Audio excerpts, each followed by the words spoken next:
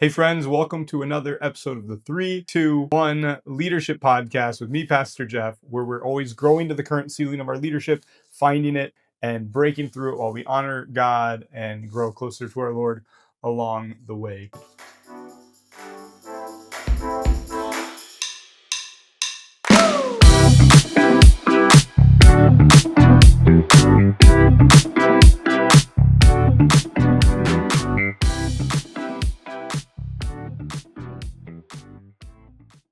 Today, we're going to talk about leadership development and empowerment. You're not just going to build an organization. You're not just going to build a team. You're not just going to build profit. You're not just going to build, whatever it is you're building. You're going to build people. Building people is one of the greatest investments of your leadership.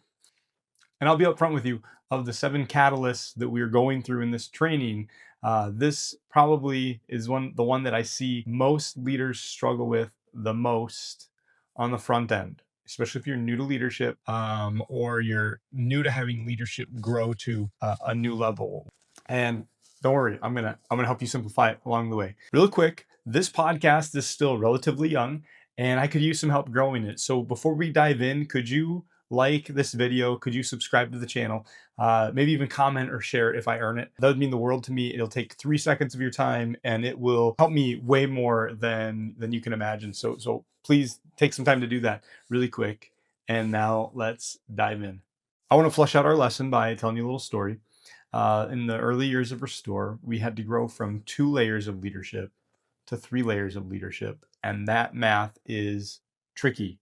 Leading 10 leaders who lead teams, I can do that because I could know everybody.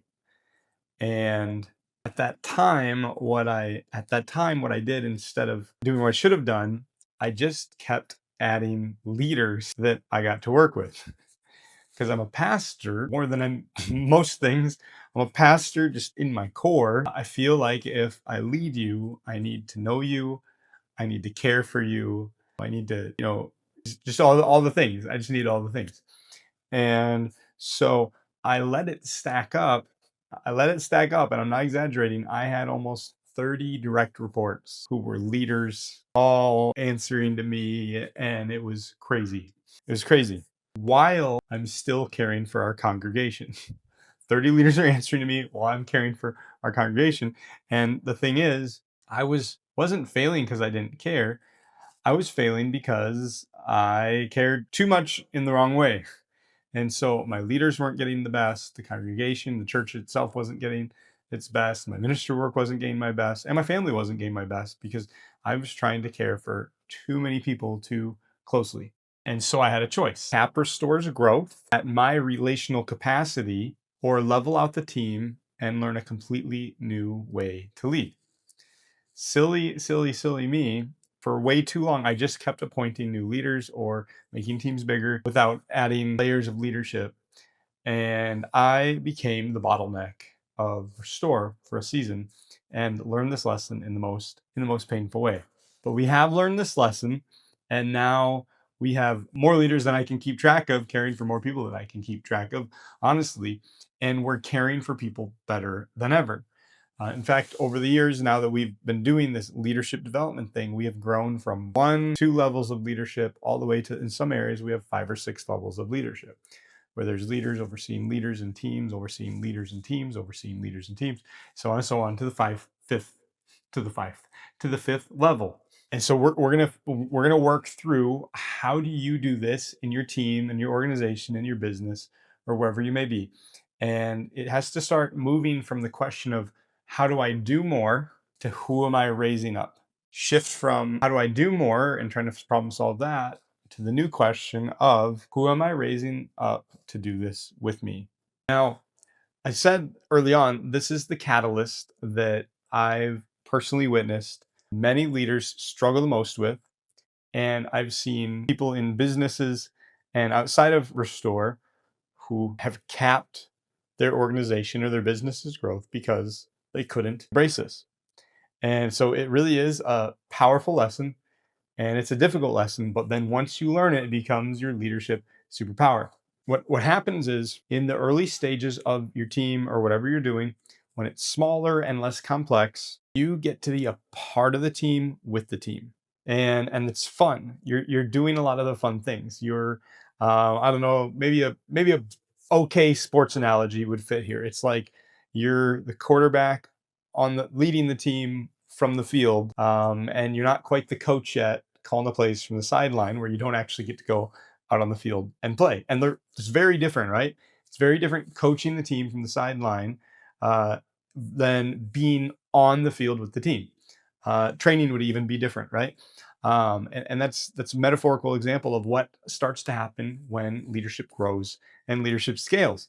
And there's a component of that where you get to lead the team with the team, being part of the team, until the team needs you to take on a new role. And that new role is often finding somebody really talented and effective on the team to do a lot of what you used to do on the team, while you start to do new things that no one else is doing and no one else can do. But then where the struggle begins is, in addition to that transition, then you have to start figuring out, well, what do I do with this person to make them a leader on the team? And then what do I do with myself to make them a leader on the team? How do I make them a leader instead of a really high quality team member? And that question sometimes hurts people's brains because it's a difficult question and the answer kind of straddles a fine line. And if that question hurts your head a little bit, why don't you just do me a favor and type ouch in the comments so that I know I'm not the only one who has felt the pain of trying to figure that out. There's a book called The Leadership Pipeline. It came out of General Electric, and one of the biggest leadership factories in corporate history. And it says moving from leading people to leading leaders requires new skills and new values. A high quality team member executes your decisions beautifully. A leader makes decisions when you're not in the room. That's the difference. A leader makes decisions when you're not in the room, but a high quality teammate executes your decisions beautifully. Those are two different lines. And so Pastor Craig Rochelle, who if you know me, I love his leadership content. He says it the best. He says, if you delegate tasks, you create followers. If you delegate authority, you raise up leaders. And that starts to help you frame out this whole idea of developing leaders. You're not developing leaders because you're handing them tasks to do. You're handing them responsibility to steward. They're going to steward responsibilities on your behalf. And you think about, a lot of times when I work with leaders, they're like, what do I do now? Well, what you do is you don't give them all of your job. You start to The things you do get bigger, bigger, bigger, bigger, bigger as your leadership grows. And so then what you do is to shrink your leadership a little bit, not to make it small because it grew big. You take a little piece of it and you let them be responsible for that. And then your other things will grow and grow and grow. And then you take a little piece of that and then you give that to someone else and theirs grows, and then yours grows and grows and grows, and take a little piece of that and you do that. And that's really especially if you're watching this on YouTube or something, you watch my hands with this gesture. It's really what happens is your leadership gets bigger than ever, and you just keep handing things off, and it keeps getting bigger, and then you hand things off. And that's really how leadership development works. But remember, you're designating authority, responsibility, decision making, and that's really what you do. Now, that helps. It helps to frame it, but the real thing we need to do is figure out, like, well, how do I do this? How do I find and appoint leaders? Okay. What you do is I'm going to give you a 3-word framework. I'm going to give you a 3-word framework: spot, shape, send. Spot, shape, send. You're going to spot them. You're going to shape them. You're going to send them. Um, I started off by sharing the painful thing when we had to go from 2 layers of leadership to 3. Now we're at 5. We'll be at 10 layers of leadership in no time. I shared that with you. Before we had the problem of 30 leaders, we had the problem of 0 leaders besides me. And this lesson was painful for me to learn too. So hopefully you learn from my pain and you avoid having to relive some of the painful mistakes I had to live. This is hard. It's kind of hard to say because it's just like eating a lot of humble pie to admit it. But we went for a season where we knew we needed leaders, but we felt like we didn't have the leaders in house that we needed. So we would pray, God, send us the leader we're looking for. Send us the talented person we're looking for. Send us the ready to go person we're looking for. And in my setting, it's a church. And we didn't have the opportunity to staff that and put out a job ad and hire somebody. So we wanted like a high capacity, had it all together, well trained, lots of experience, volunteer to just fall from the sky from the Lord and be our person. Until one day we realized that the person we're looking for, think about this yourself, the person you're looking for, unless you're placing a competitive job ad to hire them from some other place, the person you're looking for to do the thing you want them to do is already doing it somewhere else if they exist. Play this out with me. You want to have a world-class children's ministry director in your church. And that person, they need to be passionate about children's ministry. They need to be highly skilled at administration. They need to be a self-starter and motivated. They need to, love Jesus, run a kids ministry, and all these things. That person who's so passionate that they take the time to learn and become that good at that skill and all those things, guess what? They're already doing that somewhere else because they're so passionate about it. They're not sitting around somewhere not doing it, right? The only way you're going to meet them is if if they just so happen to move into your town and show up to your church. Otherwise, they don't exist. Unless there's somebody in your congregation who's high potential and they're passionate, but they're not empowered. So now you realize that your job and my job as a leader is to find the people to do the things that they're called to do and empower them to do it. So we spot them. We spot them. Dave Ferguson, in this book Hero Maker and some of his other content, does a terrific job. He calls it the I see in you conversation. And what happens is a lot of times the people who are in your midst who could be that next person, they are humble but passionate, and they don't tap themselves on the shoulder. They don't say, hey, I feel like I'm supposed to become this kid's ministry director. They're just gonna be kicking butt and doing what you give them permission to do rather than what you appoint them to do, or what they don't appoint themselves to do. Rare occasions, yes. I'm not saying that never happens. I've seen several occasions where people will just say, hey, I feel like God's calling me to do this or that or that. But even then, they'll need you to be ready to spot them and empower them and to say, I see in you. And what's an I see in you conversation? You simply say that, like, hey, I see so much potential in you. I believe with all my heart. I think that you would be terrific at this.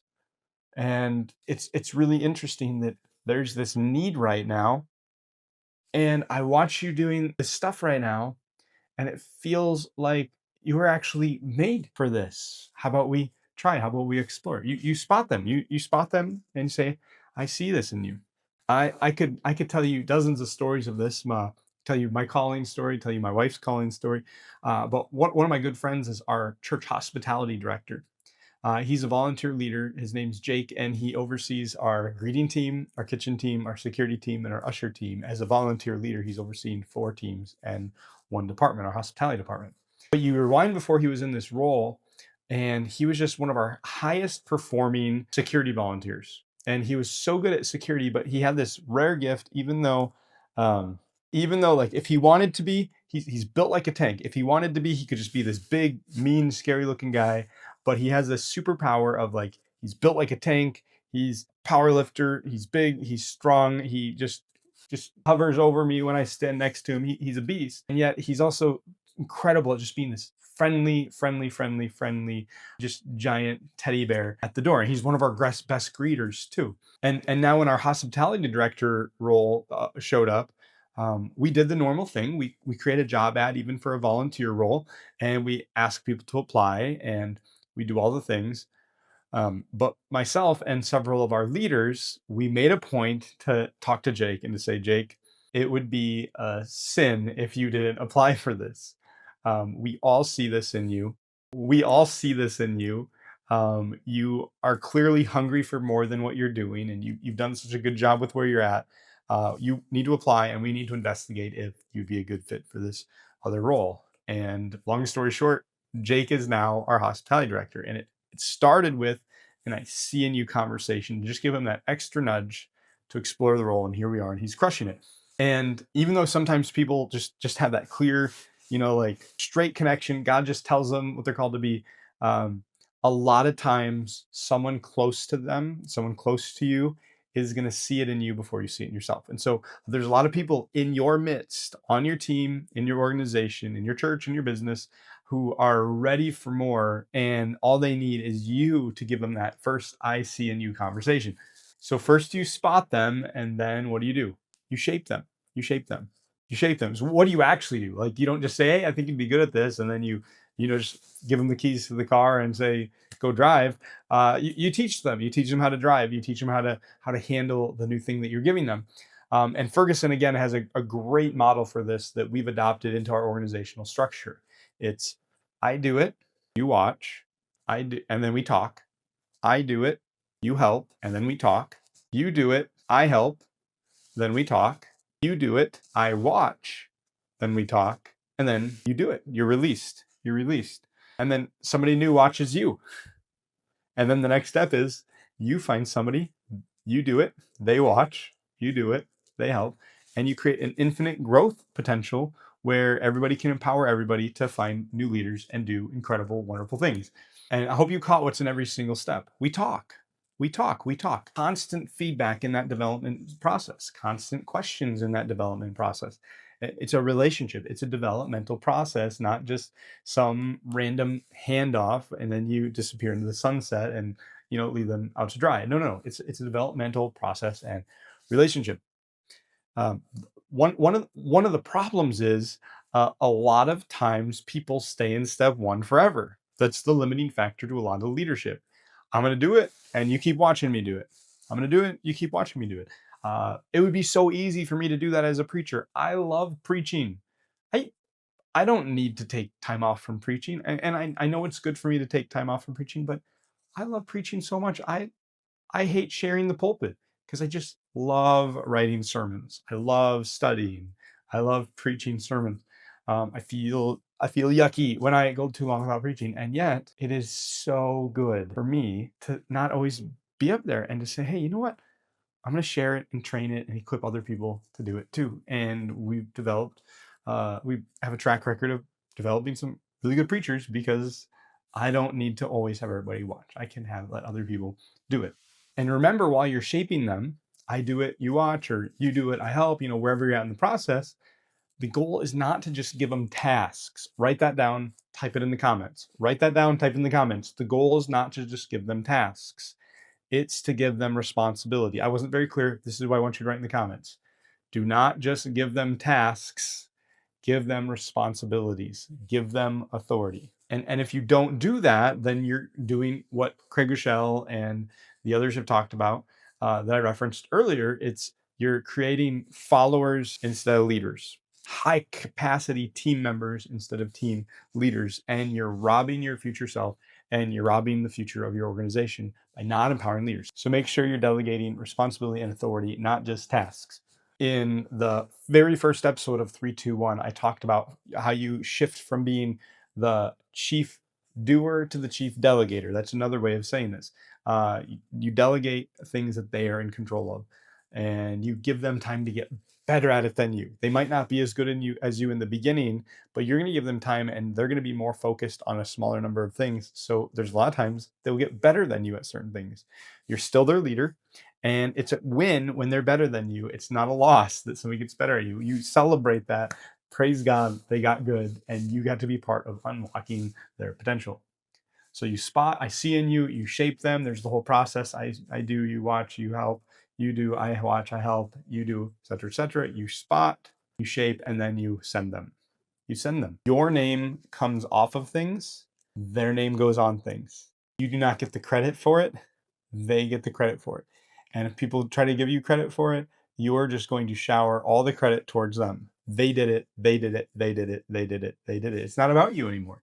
It's always about the mission, but your job now is to make sure that their leadership is celebrated, help other people see their leadership who used to see your leadership, and likely they got you a promotion. So you're somewhere else doing other things, at a whole other level. And then often as a good leader, you'll take the blame. They'll get the credit, you'll take the blame. It's awesome. Happened to me last week. Some other people did some other stuff, and I'm like, you know what? That's on me. That's on me. I need to equip them better for for it to go the way it needed to go. And so that's my fault. And then when it goes well, you're like, you crushed it. And this is really important because one of the biggest hindrances in leadership isn't their readiness, it's your identity as a leader.